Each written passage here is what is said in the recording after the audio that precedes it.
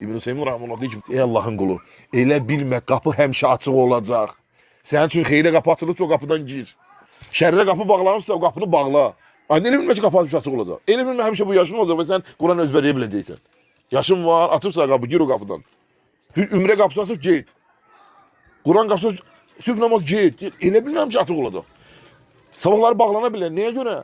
Sən o ilk dəfədən ona getmədin deyə. Qapı açıldı, sən girmədin orada. Qapı da bağlandı. Allah Subhanahu şərrin qapısını sana bağlamışdı. Səni haramdan çəkindirmişdi. Sən isə israrla o qapıdan girməksin, harama girməksin. Ona görə İbn-i Qeyyim Rahimahullah'ın məşhur sözü var.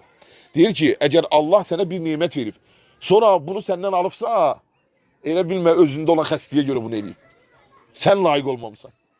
Allah xəsis deyil. Görsən bir vaxtı sana nəsib eləmişdi, namazlara rəayət edirdin, günahlardan çəkinirdin, xeyli əlindən oturub dururdun. Niyə görsən bunlar sən? Hə? Əlindən çıxıb. Baxmaydı, ərəb dilində başlamışdın, öyrənirdin və s. Görsən, indi geri qalmışsan. Allah istəyir ki, hamımızı Allah yaşlansınlar.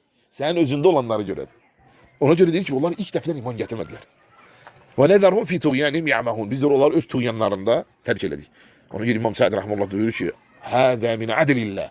Bu Allahın ədalətindəndir və hikmətindəndir qullar arasında.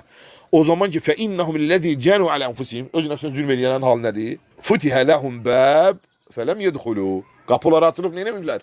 O qapıdan girməyiblər.